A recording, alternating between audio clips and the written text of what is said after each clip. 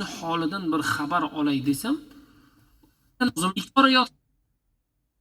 Chunki bular qilib landay bir inson oshpazga pul berildi. 4-5 odamlar bizga bir chiroyli ovqat qilib ber.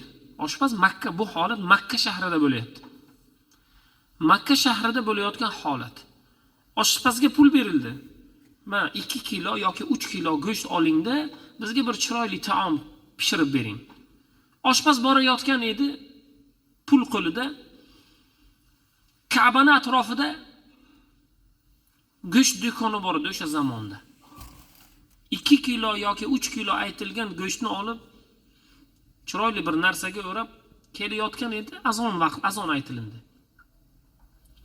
Shu namozimni o'qiymen dedi va go'shtni oldida kelaverdi.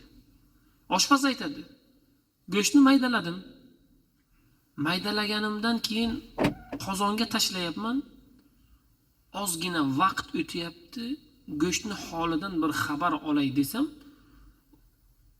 olov, yog' qizib yotibdi.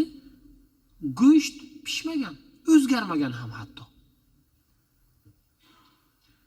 Men hayron qoldim va taom tayyorlab ber degan odamlarimga aytdim: "Mana go'sht qizimayapti."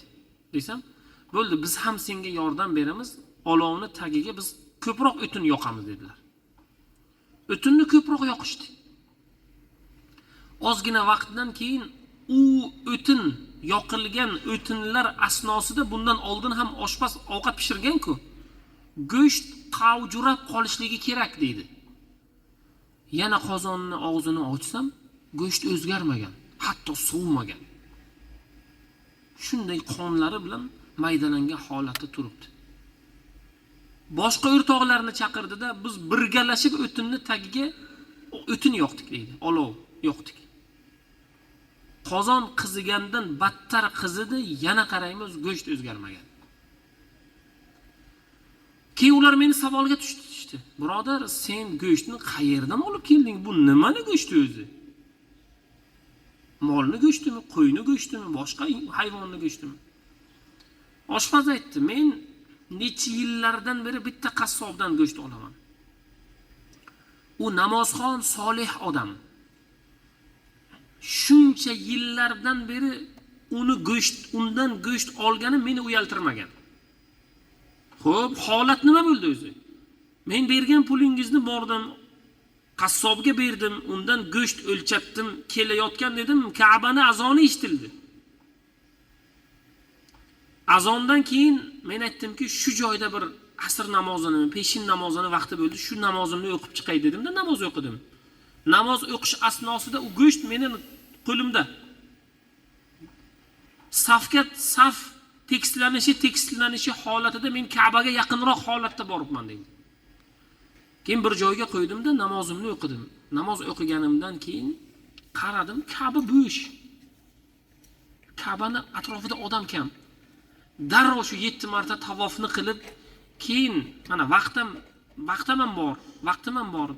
Tavofdan keyin bemalol ovqatga ulguraman dedim-da, darrov 7 marta tavof qilib, maqomi Ibrohimda 2 rakat namozni o'qib, keyin ana ovqatni boshladim. Deganlarda o'rtoqlar, vallohi bo'ldi. Buni yechim boshqacha, kerak emas. Demak, bu go'shtni olamiz, boshqa go'sht sotib olamizda, undan keyin buni pishiramiz dedilar. Oshpaz hayron edi, ichlarida bir olimi bor edi. Nega bunday bo'ldi deganda, Alloh taolo Ka'bani tavof qilgan hatto o'lik go'shtni olovda qizdirmadi. O'lik go'sht u, so'yilgan. Bir endi u qo'yni go'shtimi, molni go'shtimi bilmadik biz. Alloh shu go'shtni olovda kuyishligini Alloh iroda qilmadi, endi insonlarni ichi dedi. Endi biz tirik holatda Robbimizga yolvorib Ka'bani tavof qilyapmiz. Safo Marva maqomi Ibrohimlarda namoz o'qiyapmiz. Alloh taolo o'lik go'shtni-ku olovda kuydirmadi.